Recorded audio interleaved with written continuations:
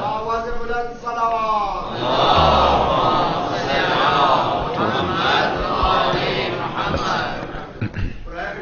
شہیدان کربلا، مظلومان کربلا، اسیران کربلا، بلندتر صلوات.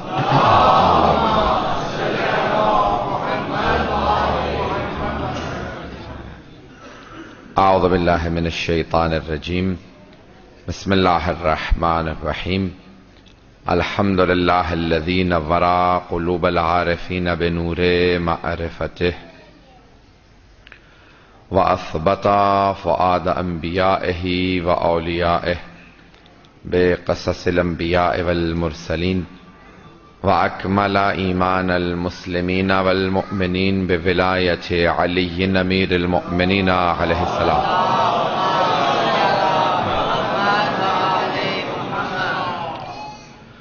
والصلاة والسلام والتحية والإكرام على أفضل الموجودات العبد المؤيد والرسول المسدد المصطفى الأمجد المحمود الأحمد أعني أبا القاسم محمد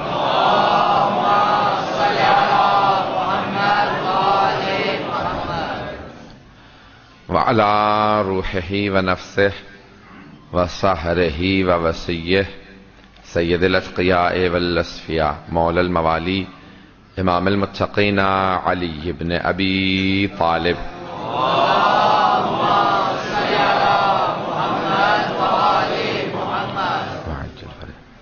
وعلى اوصیائه لا سیما بقیة اللہ فی الارضین روحی وارواح العالمین لتراب مقدمه الفدا واللعنة الدائمة على اعدائهم اجمعین من الآن الى قیام یوم الدین.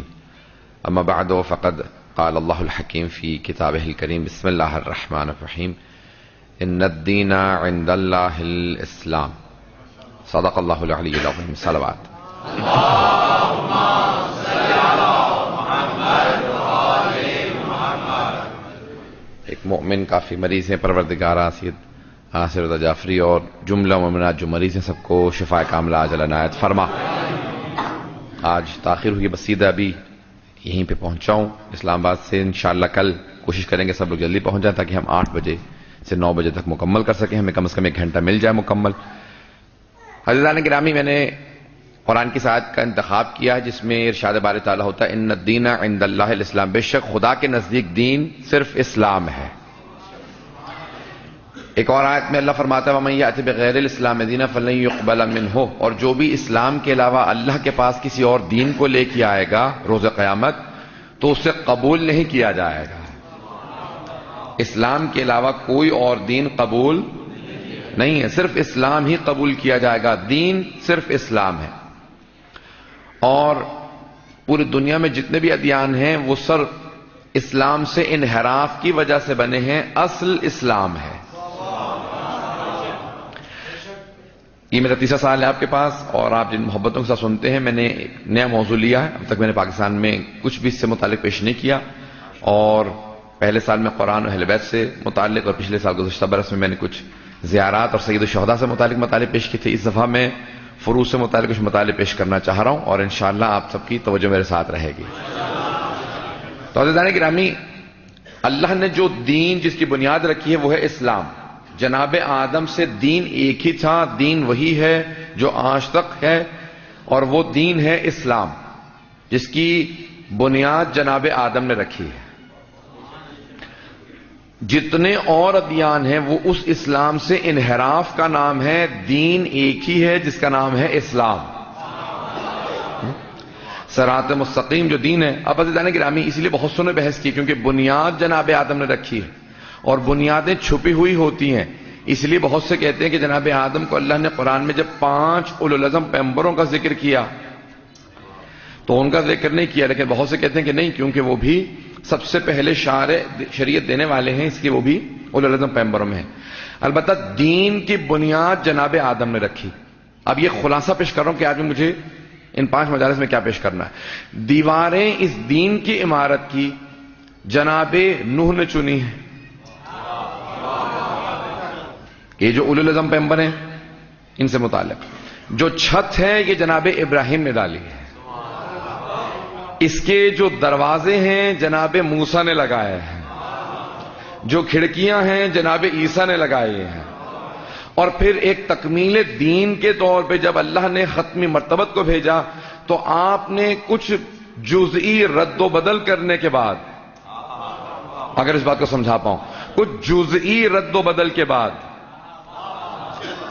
ایک دیوار کی یہاں ضرورت نہیں تھی یہاں دیوار بنا دی جائے، یا اس دیوار کو ہٹا دیا جائے، یہاں دروازہ تھا اب ہٹا دیا جائے، یہاں دروازہ نہیں تھا لگا دیا جائے،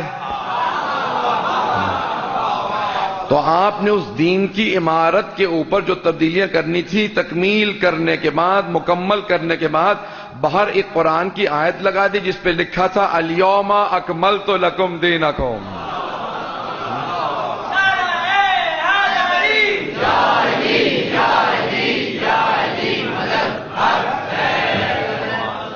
تو پیغمبر اسلام نے آیت باہر لگوا دی، کہا کہ لکھ دو الیوم اکملت لکم دینکم واتممت علیکم نعمتی ورضیت لکم الاسلام دینا۔ عزیزان گرامی، اللہ نے وہاں پہ اس آیت کو لکھوا دیا کہ آج دین مکمل ہو گیا، دین مکمل ہے، ولایت علی سے دین مکمل ہوتا، مذہب نہیں دین مکمل ہوتا، دین ہی تکمیل ہوتا ہے جناب امیر علیہ السلام کے علاج سے الیوم اکملت لکم دینکم۔ اور اس کے بعد پیغمبر نے کہا کہ ایک اور تختی لگا دو، اور اس کے اوپر لکھا تھا حرام محمد حرام الی یوم القیامہ وحلالہ حلال الی یوم القیامہ، محمد صلی اللہ علیہ وسلم کا حرام قیامت تک کے لیے حرام ہے اور ان کا حلال قیامت تک کے لیے حلال ہے۔ اور پیغمبر نے اس دین کی عمارت پہ، مضبوط عمارت پہ 12 محافظ بٹھا دیے، پہنچ رہے ہیں، بہت پیارے انداز سے سن رہے ہیں۔ پیغمبر نے اس دین کی عمارت پہ، دین ہے اسلام، اس دین کی عمارت پہ 12 مضبوط محافظ بٹھا دیے، پہلے کا نام علی ہے، آخری کا نام مہدی ہے۔ اب اگر کوئی بھی دین کی عمارت میں رد و بدل کرنا چاہے گا، کبھی بھی کوئی یزید سر اٹھائے گا تو حسین قیام کر کے کہے گا دین کی عمارت گرنے نہیں دوں گا۔ اس دین کی حفاظت کے لیے اللہ نے ہم 12 کا انتخاب کیا، محافظان دین 12 ہے، اگر یہ بات پہنچ رہی ہو۔ اب محافظان دین 12 ہے۔ اب اگر کوئی بھی شریعت میں تبدیلی کرنے کی کوشش کرے گا، شریعت محمدی کو بدلنا چاہے گا، دین کی کسی دیوار کو گرانا چاہے گا، کسی ستون کو گرانا چاہے گا، تو اللہ نے 12 مضبوط محافظ بٹھا دیے ہیں کہ یہ ہر طرح کی قربانی پیش کریں گے، ہر طرح کا مقابلہ کریں گے، لیکن دین میں رد و بدل نہیں ہونے دیں گے۔ تو جناب امیر کا سب سے جو بنیادی مسئلہ تھا وہ دین پہ تھا۔ اب تک لوگ میرے ساتھ ہیں، مجھے یقین ہے، یہ تمہیدی گفتگو ہے، عزیزان گرامی سن لیجئے گا۔ تو اب جناب امیر کا سب سے بنیادی اختلاف کیا تھا؟ دین کے اوپر اختلاف تھا کہ نہیں میں کوئی کمپرومائز نہیں کروں گا، کسی بھی طرح کا دین پہ سمجھوتا نہیں ہوگا۔ پہنچ رہے ہیں لوگ؟ اب میں بہت زیادہ اس موضوع کو جناب امیر سے متعلق بہت زیادہ کھول نہیں سکتا ہوں، تو آپ سب رات میرے ساتھ چلیے گا۔ مولا نے کسی بھی طرح سے سمجھوتا نہیں کیا۔ جب کہا گیا نا کہ یا علی کچھ شرائط ہیں اگر آپ قبول کر لیتے ہیں، پہنچ گئے لوگ۔ تو عزیزان گرامی کسی نے کہا نا جب شورا کے اندر کہا کہ یا علی قرآن کے مطابق فیصلے کریں گے، مولا نے کہا قرآن مجھ سے سیکھو۔ جب کہا کہ قرآن کے مطابق فیصلہ کیجئے گا تو آپ نے کہا قرآن مجھ سے سیکھو، مجھے مت بتاؤ، قرآن سمجھنا ہے تو مجھ سے سیکھو۔ کسی نے کہا اچھا ٹھیک ہے قرآن میں اگر کوئی مسئلہ نہ ملے تو سیرت رسول خدا، سنت رسول خدا کے مطابق فیصلہ کریں گے۔ مولا نے دوبارہ فرمایا کہ دیکھو سنت رسول خدا کو سمجھنا ہے تو مجھ سے سمجھنا، کسی اور سے سمجھنے بیٹھو گے کہے گا کچھ سمجھائے گا کچھ۔ کہ میں پیغمبر کے ساتھ مکے میں بھی تھا، مدینے میں بھی تھا، گھر میں بھی تھا، مسجد میں بھی تھا، صلح میں بھی تھا، جنگ میں بھی تھا، فرش پہ بھی تھا۔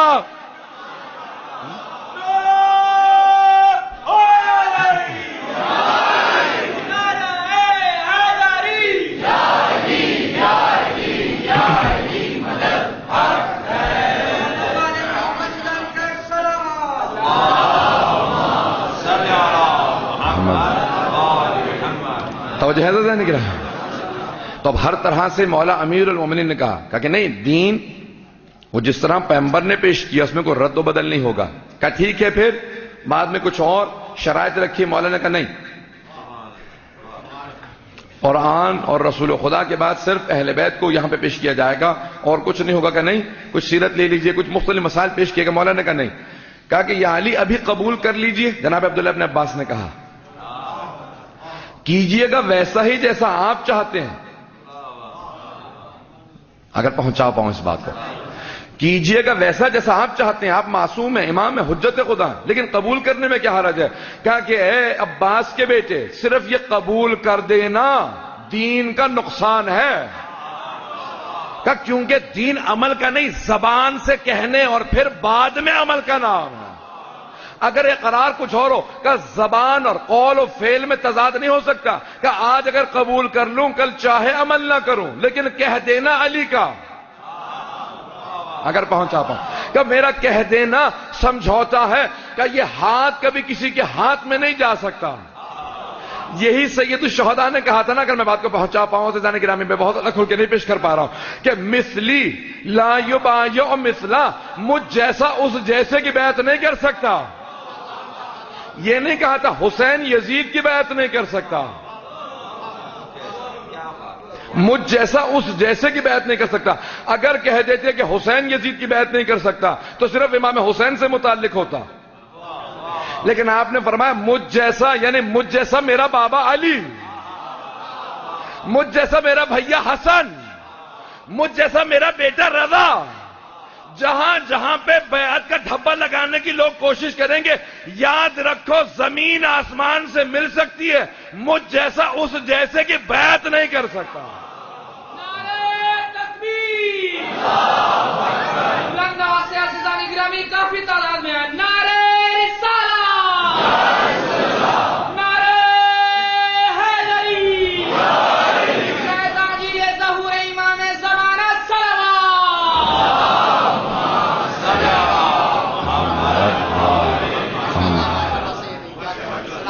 عزیزان گرامی، امیر المؤمنین نے کبھی بھی شریعت پہ، دین محمدی پہ کوئی سمجھوتا نہیں کیا.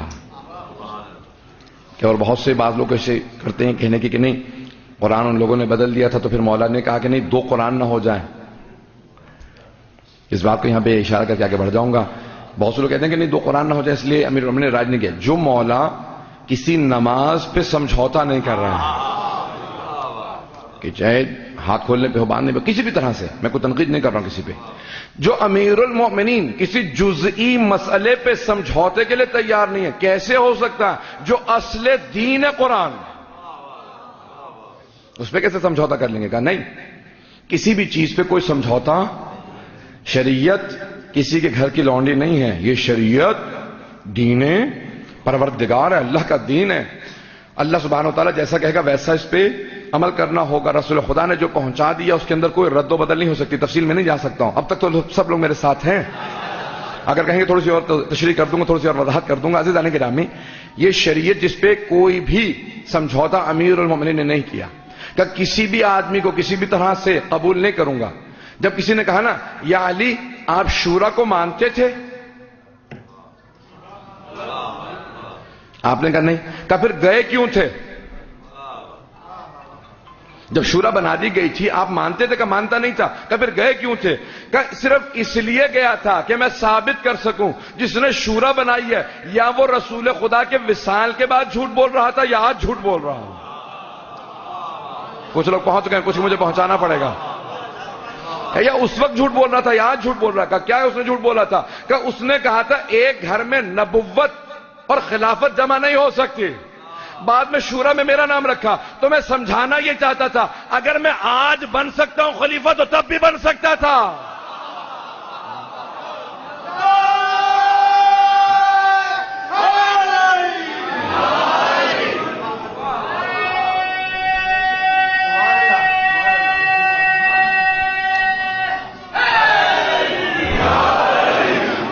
عزیزان گرامی، اب یہ جو بنیادی چیزیں میں نے ساری تمہید باندھی ہے کچھ مطالب کے لیے کہ ہم اگر سمجھ جائیں کہ دین پہ سمجھوتا نہیں ہے، اتحاد کے معنی سمجھوتے کے نہیں ہیں.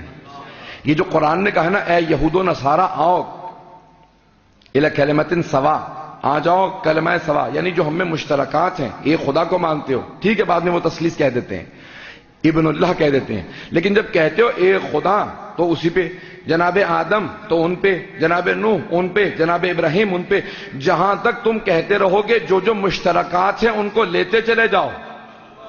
ہم نہ جناب عیسیٰ کو اللہ کا بیٹا مانیں گے،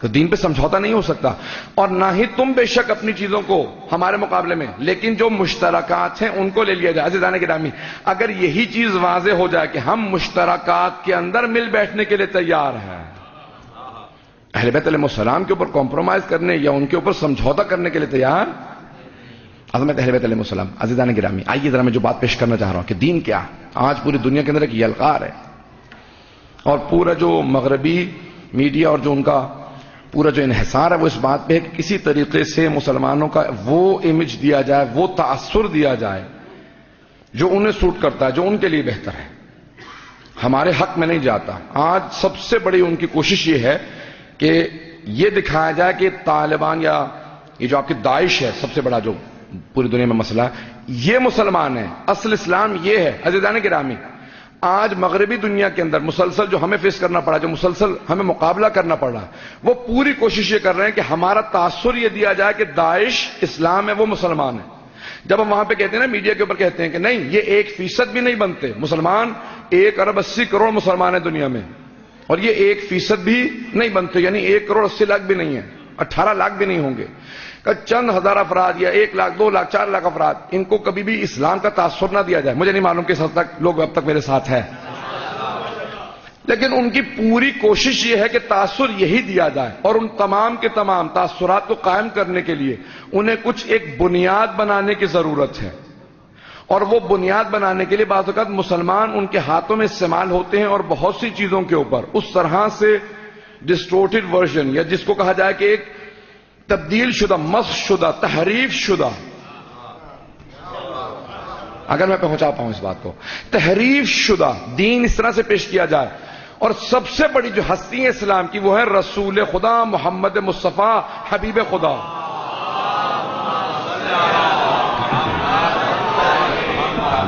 وعجل فرجہ، یہ تھوڑی سی میری گفتگو پہ انشاءاللہ توجہ رکھیں گے، خاص طور سے میں نوجوانوں کے لیے پیش کر رہا ہوں اس بات کو۔ ان کا پورا ہدف یہ ہے کہ آج اگر ہو سکے تو ختمی مرتبت پہ، جتنے آپ دیکھتے ہیں مسلسل جو فلمیں بنائے جائیں، جو حملے کیے جائیں، وہ ختمی مرتبت پہ ہیں، کیونکہ جانتے ہیں کہ معجزہ قرآن رسول خدا کا ہے، بانی اسلام رسول خدا ہے، رسول خدا اس دین کے سب سے بڑی ہستی کا نام ہے، تو جتنا ہو سکے حملہ کیا جائے، جتنا ہو سکے ختمی مرتبت کی شخصیت کو خراب کیا جائے۔ اب آئیے ذرا میں پیش کرنا چاہ رہا ہوں جو آپ کے سامنے ساری تمہید باندھ کے کہ آپ کا یہاں پہ کردار کیسے اہم ہے، مہم ہے۔ اب ایسے بہت سے مسلمان ان کو مل جاتے ہیں جن کے اوپر میں اپنے الفاظ میں پیش کروں گا کہ فور سیل کا بورڈ لگا ہوا ہے۔ اب جس مکان کو برطانیہ بیچنا ہوتا ہے نا تو لکھتے ہیں فور سیل، یہ بک رہا ہے مکان۔ اب ایسے بہت سے مسلمان آپ کو مل جائیں گے جن کی پیشانیوں پہ لکھا ہوا یہ فور سیل ہیں، یہ بکنے کے لیے تیار ہیں۔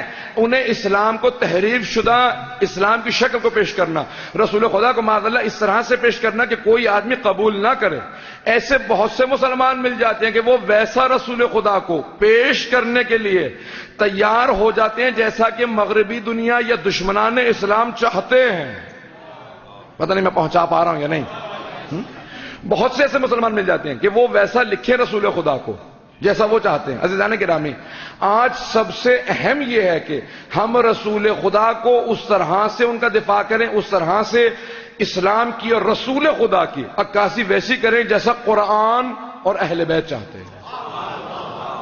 اگر میں پہنچا پایا ہوں، کیوں دین، اصل دین توحید کے بعد، عدل کے بعد خود نبوت ہے، اور خود رسول خدا ذات گرامی ختمی مرتبت ہے۔ اور میں اب کچھ پیش کرنا چاہ رہا ہوں انشاءاللہ مطالب، کہ تھوڑا سا اگر آج وقت دوں گا تو انشاءاللہ تعالیٰ آپ میرے ساتھ رہیں گے۔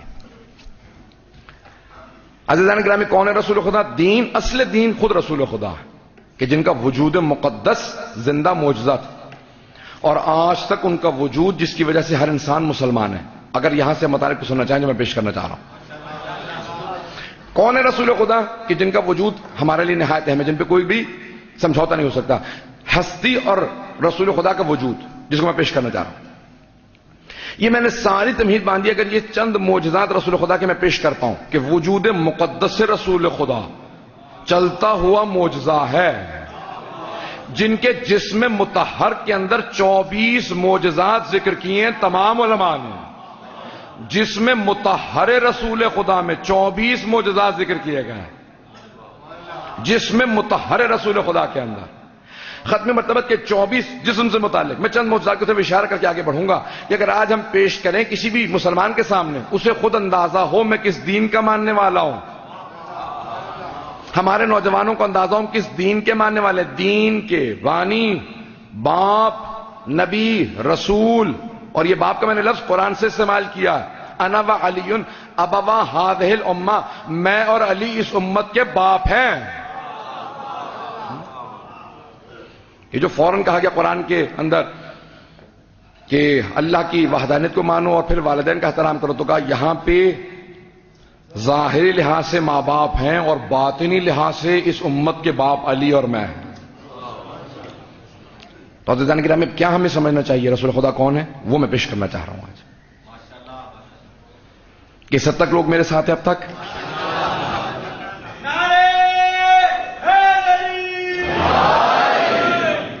عزیزان گرامی، آپ کی سماعتوں کی، آپ کی محبتوں کی نظر کر رہا ہوں یہ جملے کہ ختم مرتبت کون ہے.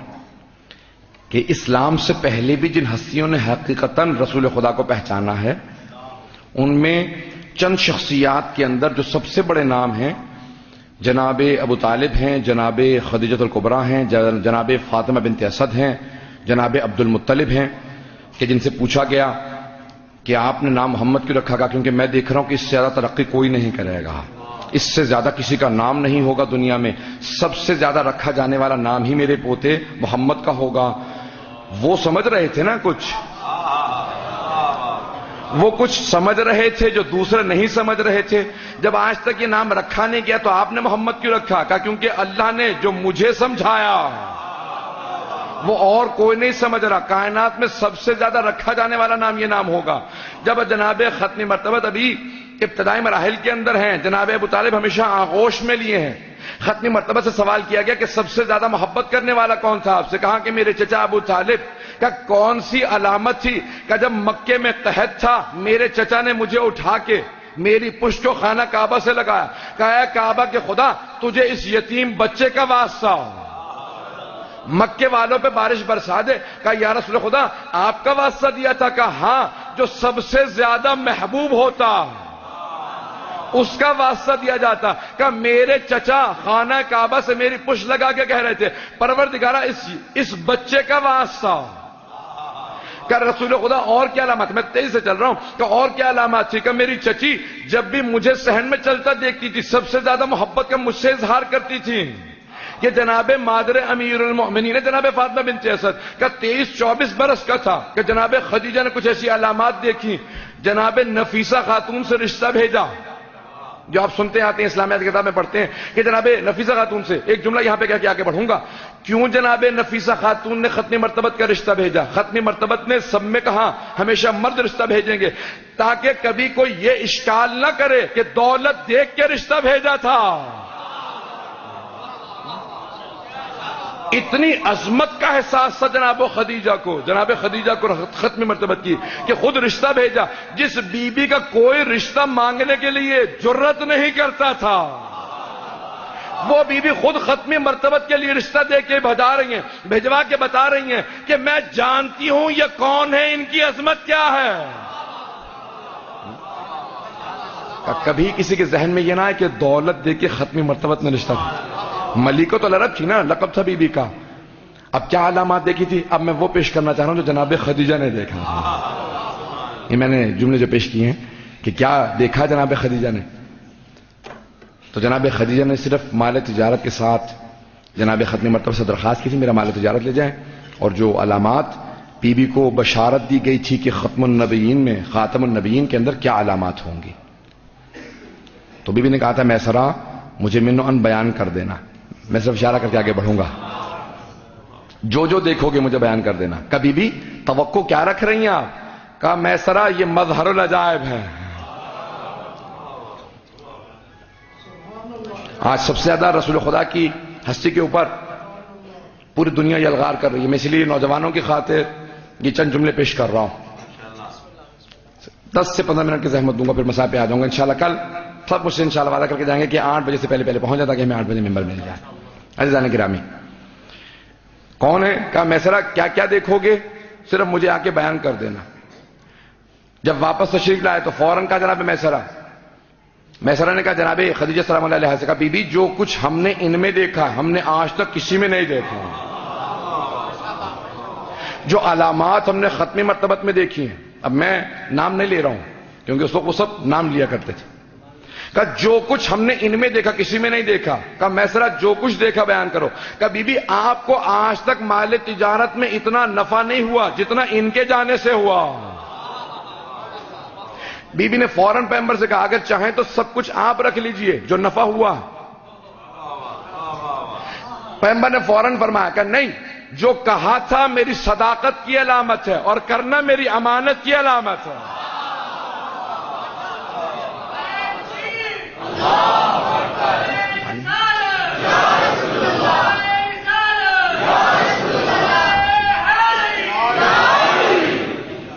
کم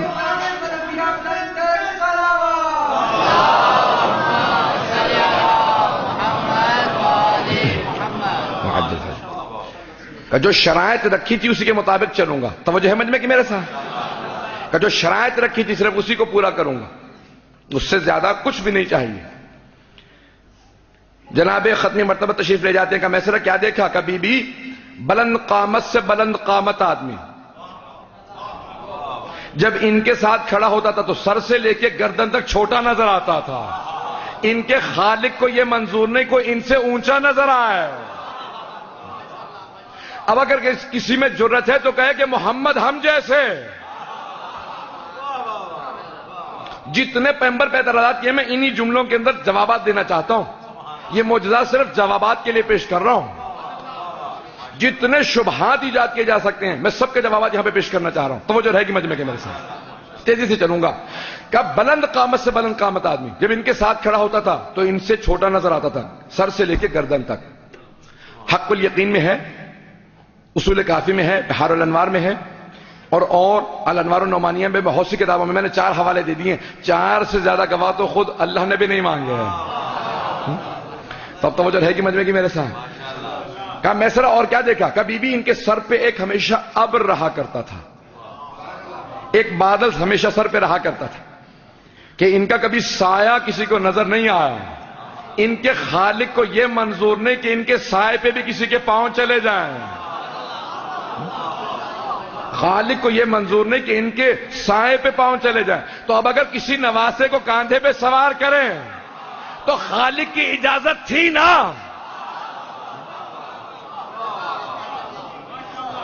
اجازت تھی کہ کاندھوں پہ سوار کیا جائے. عزیزان گرامی اور کیا دیکھا میسرہ؟ بی بی بار بار سوال کر میسرہ اور کیا دیکھا؟ 24 معجزات ذکر کیے ہیں, میں سارے پیش نہیں کر پاؤں گا. کہ میسرہ اور کیا دیکھا؟ کبھی بھی ہم نے یہ دیکھا کہ بعض اوقات یہ زمین پہ جب چل رہے ہوتے ہیں کچی زمین پہ پاؤں رکھتے ہیں نشان نہیں بنتے. ریت پہ مٹی پہ گارے پہ پاؤں رکھتے ہیں محسوس ہوتا ہے اوپر چل رہے ہیں پاؤں کے نشان ہی نہیں بنتے. اور بعض اوقات چٹانوں پہ چلتے ہیں نشان بنتے چلے جاتے ہیں. محسوس یہ ہوتا یہ جہاں چاہتے ہیں قدموں کے آثار چھوڑتے ہیں اور جہاں نہیں چاہتے قدموں کے آثار نہیں چھوڑتے. تو مجھے کہہ لینے دے, جسے اپنے قدموں کے آثار چھوڑنے کا اختیار ہو اسے اپنی محبت اور ولایت کے آثار چھوڑنے کا اختیار نہیں ہے کیا؟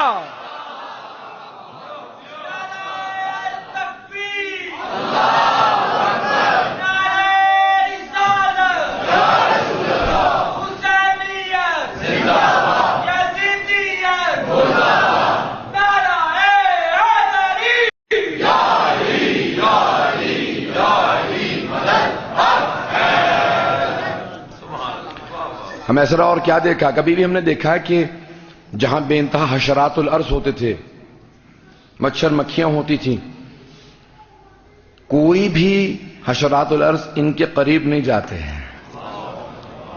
قدر توجہ ہے. کیا ان پہ کیڑے مکوڑے نہیں بیٹھتے ہیں؟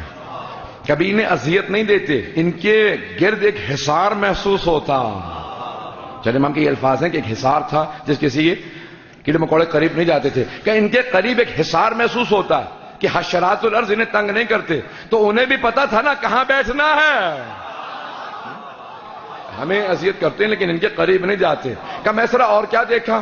کبھی بھی ہم نے دیکھا کہ ان کے منہ مبارک نہیں بڑھتے، بال نہیں بڑھتے، ناخون نہیں بڑھتے. انہیں کاٹ کے ناخون اور بال پھینکنے کی ضرورت نہیں ہوتی. اشارہ کر کے گزر رہا ہوں کہ یہ کبھی بھی اپنے بال نہیں کاٹتے. عزیزان گرامی، بس ایک مرتبہ ختمی مرتبت نے حجۃ الوداع کے موقع پہ منہ مبارک کاٹے تھے اور سارے صحابہ نے تبرکن آپس میں تقسیم کر لیے تھے. اگر پہنچ گئے ہو میری طرف سے کہہ دیجئے گا، او تبرک کے منکرو، صحابہ تبرک کا مانتے تھے.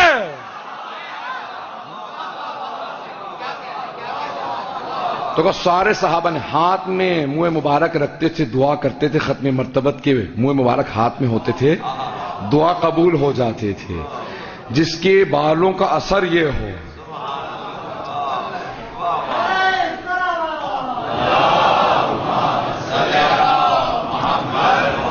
علماء حقہ کی صحت و سلامتی کے لیے بلند سے بلند تر صلوات.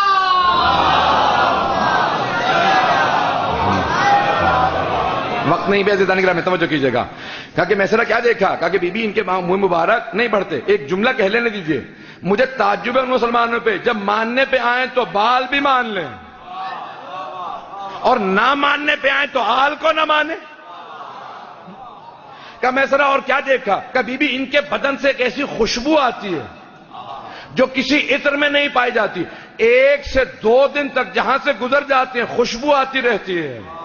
ایک خاص خوشبو صرف ان کے بدن سے آتی ہے. تو حدیث قصہ کے یہ جملے اب سمجھ میں آتے ہیں کہ جب بھی امام حسن حسین آتے تھے کہتے تھے انی اشم عندک رائحۃ طیبۃ کأنہا رائحۃ جد رسول اللہ. مادر گرامی، آپ کے پاس سے ویسی خوشبو آ رہی جیسی نانا کے بدن سے آتی ہے. تو خاص خوشبو تھی نا. کہ میسرا اور کیا دیکھا؟ وقت نہیں کہ میں تفصیل میں جا سکوں. کہ بی بی جب سب سو جایا کرتے تھے خیمے کے اندر تو ہم سب کے سب دیکھ کے بتا دیتے تھے یہ محمد ہیں. جبکہ ان کی عادتیں ہمیشہ کالے رنگ کی چادر اوڑھا کرتے تھے، سر سے لے کے پاؤں تک پورے بدن کو ڈھانپ لیا کرتے تھے. توجہ، سر سے لے کے پاؤں تک پورے بدن کو ڈھانپ لیا کرتے تھے. پھر بھی ہم دیکھ کے بتا دیتے تھے یہ محمد ہیں. دیکھ کے بتا دیتے تھے. ابا کے اندر چھپے ہیں پیغمبر اسلام، دیکھ کے بتا دیتے ہیں یہ محمد ہیں. کیا کیسے؟ کیا بی بی ان کے بدن سے ایک ایسا نور نکلتا جو ابا سے بھی چھن چھن کے باہر آتا ہے. دیکھ کے کوئی بھی اندازہ لگا لیتا ہے یہ محمد سو رہے ہیں. تو مجھے کہہ لینے دے، اب اگر پیغمبر اسلام کو شب ہجرت میں کسی کو اپنے بستر پہ سلانا ہوگا تو اس کو لے کے آئیں گے جس کے جسم سے ویسا نور نکلتا ہو.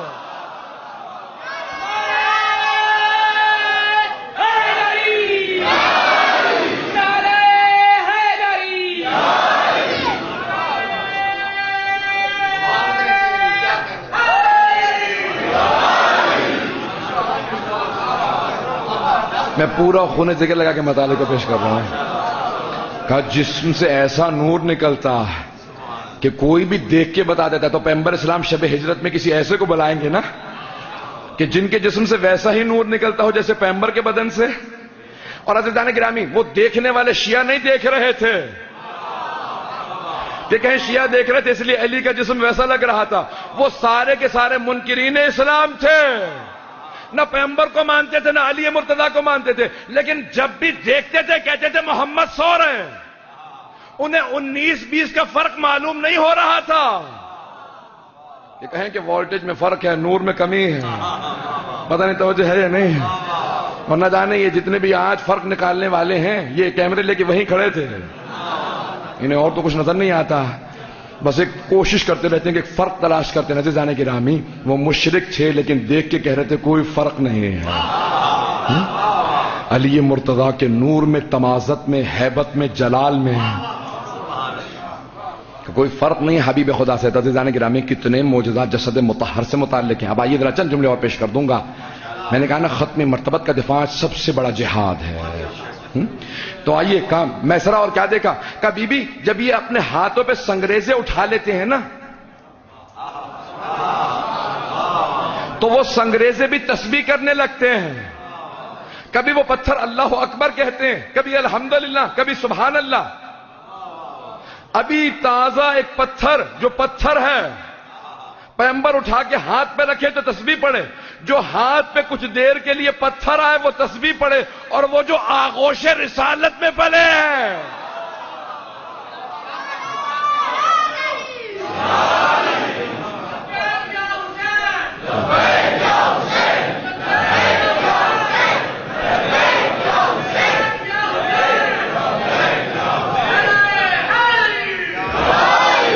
بس میں وقت نہیں رہا کہ میں تفصیل میں جا سکوں, تو کہا وہ جو آغوش رسالت میں پلے ہیں ان کے متعلق کیا خیال ہے کہ ان کی عظمتیں کیا ہوں گی. کبھی بھی اپنے ایک معجزہ دیکھا کہ اگر کنویں میں پانی خشک ہو جاتا ہے اور یہ اپنا لعاب دہن ڈال دیں تو وہ کنواں پانی سے بھر جاتا ہے, اور اگر پانی کھارا ہو پینے لائق نہ ہو ان کا لعاب دہن پڑ جائے تو پانی میٹھا ہو جاتا ہے. تو مجھے کہہ لینے دینا کہ جس کے لعاب دہن کا اثر ایسا ہو اس کے خون کا اثر کیسا ہوگا, ان کی ذریت کا اثر کیا ہوگا. کہ کتنے آثار رسالت ہیں, یہ معجزات جسد مطہر سے متعلق ہیں. ہر جگہ پہ آپ جب زیارات پڑھیں گے نا تو جناب سید الشہداء کے جسد مطہر پہ سلام کریں گے, کہیں گے روح حسین پہ سلام, جسد مطہر پہ سلام, پھر جسم پہ سلام, ظاہر پہ سلام, باطن پہ سلام, حاضر پہ سلام, غائب پہ سلام, اتنے پہلوؤں سے یاد کر کے سلام.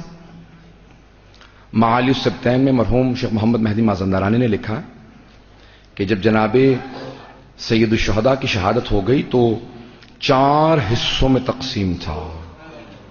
جسد کا ایک سر تھا جو نیزے پہ بلند تھا, ایک جسم تھا جو خاک کربلا پہ پڑا تھا,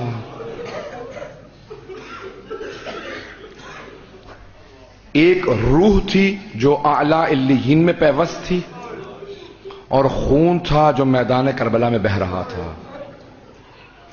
آ جائیں گے میرے ساتھ سب لوگ, ذرا پرسہ پیش کریں گے جناب سیدہ کو, جناب امام زمانہ کو. ہر مجلس میں 2 ہستیوں کو پرسہ دینا لازمی ہے, ایک جناب خاتون جنت کو, کیوں؟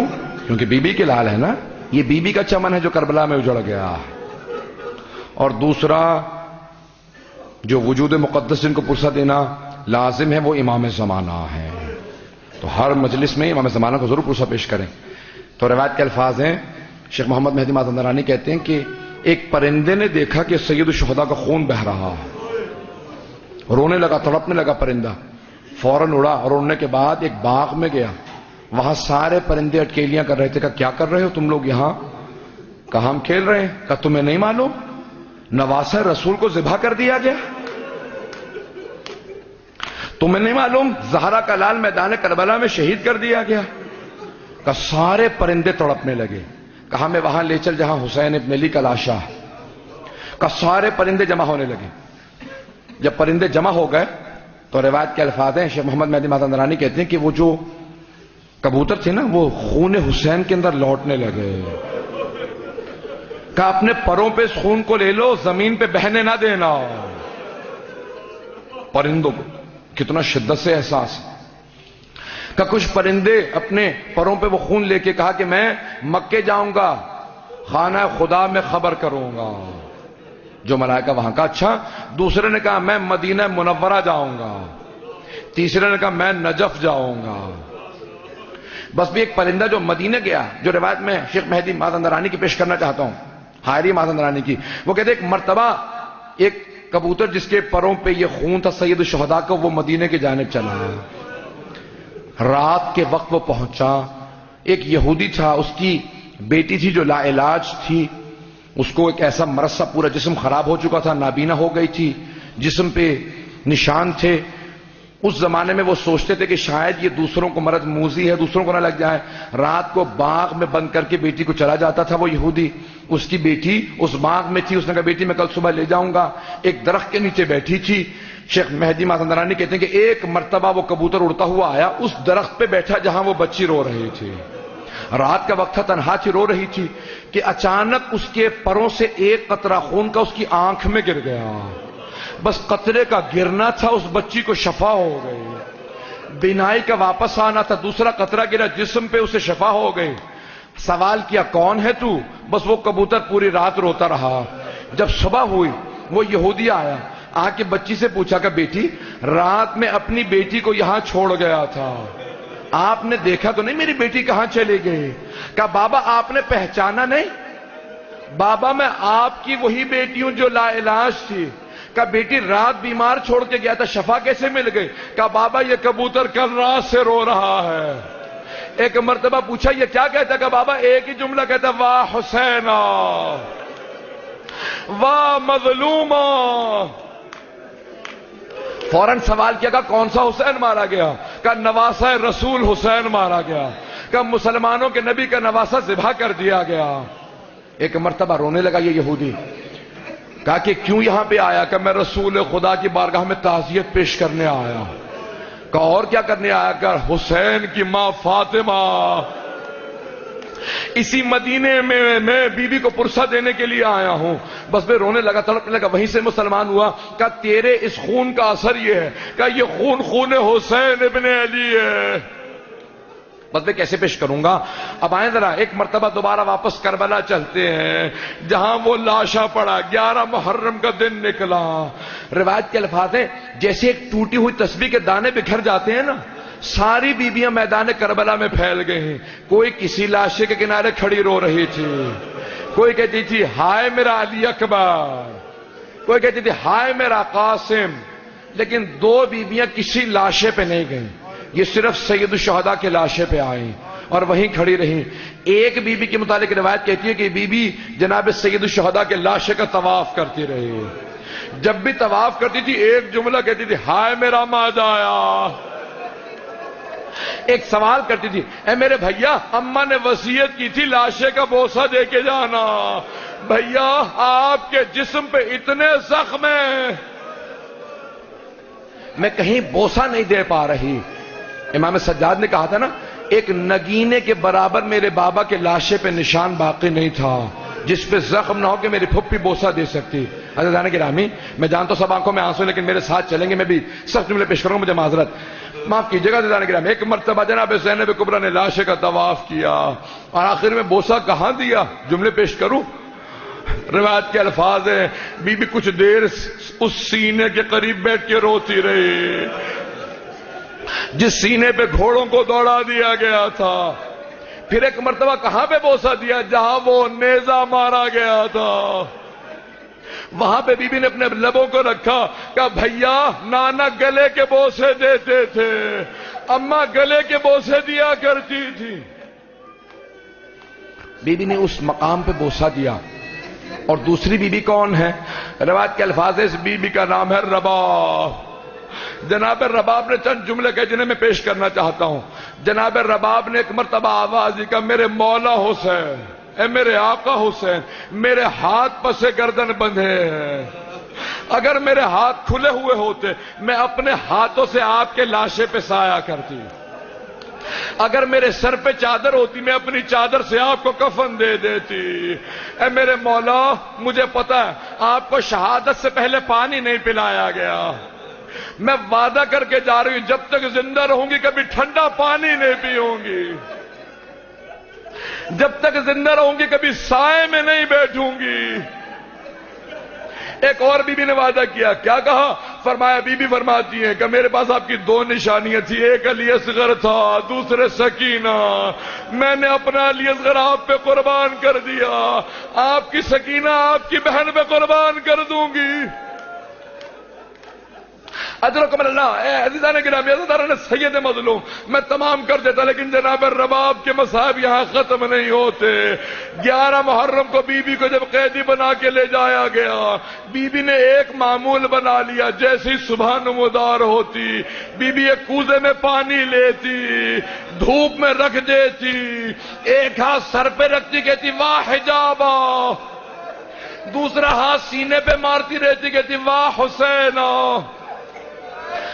عجیب و غریب کیفیت ہے جناب رباب کی۔ ایک مرتبہ رہائی ملی، جب رہائی ملی شام سے بیویاں دوبارہ واپس آئیں، لیکن جب شام سے چل رہی تھی، ایک جملے کو پیش کروں گا، جناب زینب کبریٰ نے سوال کیا، بیٹا سجاد آج صبح جب سے رہائی ملی ہے آپ کی ماں رباب کو کچھ پتا نہیں، نہ جانے کہاں چلی گئی ہے؟ کہ پھوپھی اماں مجھے پتا ہے، میری ماں کہاں گئی ہے، راستے سے ماں کو لے لیں گے۔ جب چلے قافلہ چلا، جناب زینب کبریٰ نے کہا بیٹا سجاد یہ زندان کا راستہ ہے، کہ پھوپھی اماں زندان کی ایک قبر سے وداع کرنے گئی ہے میری ماں۔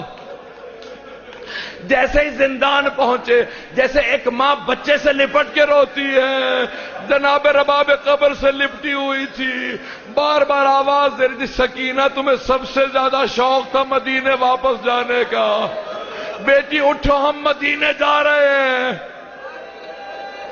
بیٹی اٹھو ہم مدینے جا رہے ہیں، کیوں نہیں اٹھتی؟ ایک مرتبہ ایک بازو جناب زینب نے پکڑا، ایک جناب زینب کبریٰ نے، ایک جناب امام سجاد نے کہا نہیں پھوپھی اماں، نہیں مادر گرامی چلیے واپس چلیں۔ اٹھی جناب رباب، بس بھی میں ختم کر دیتا، لیکن یہاں جناب رباب کے مصائب تمام نہیں ہوتے۔ روایت کے الفاظ ہیں، اٹھی جب کربلا پہنچی نا تو جناب زینب کبریٰ پہلے آئیں، کہا بیٹا سجاد مجھے میرے بھائی کی قبر پہ لے چلو۔ امام سجاد نے نشان بتایا، بی بی قبر پہ گر گئی، جب دیکھا نا کہ بی بی کہیں روتے روتے مر نہ جائیں، امام سجاد نے بازو تھاما، کہا پھوپھی اماں بس کیجئے۔ کہا بیٹا یہ ساتھ والی قبر کس کی ہے؟ کہا پھوپھی اماں یہ علی اکبر کی قبر ہے۔ ایک ایک کر کے بی بی قبریں پوچھتی رہی، گریا کرتی رہی۔ ایسا وقت آیا جناب زینب نے سوال کیا، بیٹا سجاد آپ نے ساری قبریں بتا دی لیکن میرے بھیا عباس کی قبر کا نشان نہیں بتایا۔ کہ پھوپھی اماں میرے ساتھ چلیں، میرے چچا کی قبر فرات کے کنارے۔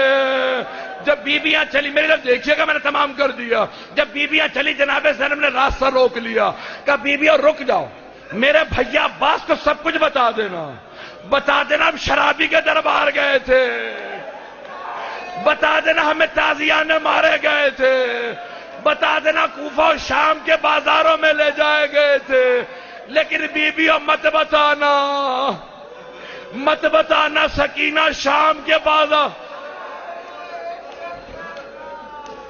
شام کے زندان میں رہ گئی۔ ایک مرتبہ بس میں نے تمام کر دیا۔ ایک مرتبہ جب 3 دن گزر گئے نا تو امام سجاد نے کہا پھوپھی اماں آج ہم واپس مدینے جائیں گے۔ جناب زینب نے کہا بیویوں تیار ہو جاؤ، ہم مدینے واپس جا رہے ہیں۔ امام سجاد نے پوچھا پھوپھی اماں بیویاں تیار ہیں؟ کہا بیٹا سب بیویاں تیار ہیں، آپ کی ماں رباب تیار نہیں ہے۔ آئے دوبارہ امام سجاد کا مادر گرامی کیا بات ہے، آپ تیار کیوں نہیں ہیں؟ کہا بیٹا سجاد میں مدینے جا کے کیا کروں گی، میرے مولا کربلا میں، میرا اصغر کربلا میں، میری سکینہ شام میں۔ کہا مادر گرامی آپ کربلا میں کیا کیجئے گا؟ کہا بیٹا سجاد میں قبروں پہ پانی ڈالا کروں گی، میں قبروں کی صفائی کیا کروں گی، اگر کوئی زائر آئے گا میں بتاؤں گی یہاں میرے مولا کی قبر کا نشان ہے، میں بتاؤں گی علی اصغر کے کہاں تیر لگا تھا۔ میں نے تمام کر دیا، بس بھئی آخری جملے سن لیجیے۔ امام سجاد نے کہا مادر گرامی میری غیرت برداشت نہیں کرتی میں آپ کو تنہا چھوڑ جاؤں، اس بیابان میں تنہا چھوڑ جاؤں۔ کہا نہیں مادر گرامی واپس چلیے، لے آئے واپس مدینے میں۔ روایت کے الفاظ ہے صرف بی بی 4 مہینے زندہ رہی ہیں، جب واپس مدینے پہنچی صرف 4 مہینے۔ معروف مازندرانی کہتے جب 4تھا مہینہ مکمل ہو رہا تھا جناب زینب آئی، کہ بیٹا سجاد ماں سے کہو سائے میں آ جائے، آپ کی ماں کی کمر ٹوٹ گئی ہے، سر کے سارے بال سفید ہو گئے، ماں آپ کی بہت بیمار ہے، ماں سے کہیں سائے میں آ جائے۔ آئے امام سجاد علیہ السلام، کہا مادر گرامی سائے میں آ جائیے۔ کہا بیٹا سجاد، میں نے آپ کے بابا سے کربلا کی تپتی ریت پہ وعدہ کیا تھا، میں کبھی سائے میں نہیں بیٹھوں گی۔ کہا مادر گرامی اب میں امام کی حیثیت سے کہتا ہوں، بیٹے کی حیثیت سے نہیں۔ ایک مرتبہ آواز دی، پھوپھی اماں میری ماں کا بازو پکڑے۔ ایک بازو جناب زینب نے پکڑا، دوسرا جناب سید سجاد نے، جناب رباب نے ہاتھوں کو بلند کیا کہ پروردگارہ میرے وعدے کی لاج رکھ لے، میں نے تیرے حسین سے وعدہ کیا تھا میں سائے میں نہیں جاؤں گی۔ امام سجاد نے آواز دی، پھوپھی اماں میری ماں کو لٹا دے، ان کی روح پرواز کر گئی۔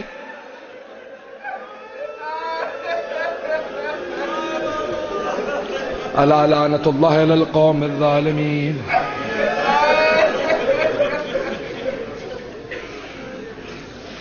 وَسَيَعْلَمُ الَّذِينَ ظَلَمُوا أَيُّ مُنقَلَبٍ يَنقَلِبُونَ۔ بس بھی مختصر سے دعا کرواؤں گا، ہاتھوں کو بلند کیجئے گا۔ پروردگارا، بہت سے لوگوں نے التماس سے دعا کی ہے، اسیران کربلا کا واسطہ، ہمارے جتنے بھی مومنین و مومنات اسیر ہیں، خصوصاً شام میں یا بحرین میں، یمن میں، ان کو رہائی کی خبر عنایت فرما۔ پاکستان کے، افغانستان کے، عراق کے حالات خراب ہیں، مومنین کی حفاظت فرما، دشمنان اہل بیت کو نیست و نابود فرما۔ پروردگارہ مومنین کی حفاظت فرما، 12ویں امام علیہ السلام کا ظہور دیکھنا نصیب فرما۔ پروردگارہ جو ہاتھ بلند ہیں کسی کو رد نہ فرما۔ پروردگارہ جو بیمار ہیں سب کو شفائے کاملہ عاجل عنایت فرما۔ بہت سے لوگوں نے التماس سے دعا کی ہے، خصوصاً جو نام دیے گئے آپ کے اپنے ذہن میں جو مومنین ہوں گے، پروردگارہ سب کو صحت کلی عنایت فرما۔ پروردگارہ جناب رباب کی اجڑی گود کا واسطہ جو بے اولاد ہے سب کو اولاد عنایت فرما، مقروضوں کے قرض ادا فرما، پریشان حالوں کی پریشانیاں دور فرما۔ پروردگارہ جو ہمارے زائرین ہیں، چاہے وہ حج پہ کے سفر میں ہوں، زیارات کے سفر میں، ان کو پروردگارہ سفر بے خطر فرما۔ حج و زیارات کی تمنا رکھنے والوں کو حج و زیارات نصیب فرما۔ پروردگارہ جو ہاتھ بلند ہے کسی کو رد نہ فرما۔ ہمارے مقامات مقدسہ کی حفاظت فرما۔ پروردگارہ نجف و کربلا کی، کاظمین کی، سامرہ کی، بلد کی، شام کے تمام روضوں کی حفاظت فرما۔ جنت البقیع تعمیر ہوتا دیکھنا نصیب فرما۔ ہماری گنہگار آنکھوں کو ہمارے مولا اور آقا کی زیارت نصیب فرما۔ پروردگارہ جتنے بھی افراد نے جو اہتمام کیا ہے، جہاں جہاں پہ عزاداری ہو رہی ہے، عزاداری کی حفاظت فرما، عزاداری کا اہتمام کرنے والوں کی توفیقات میں اضافہ فرما۔ ربنا تقبل منا انك انت السميع العليم بحق محمد وآلہ الطیبین الطاہرین المعصومین۔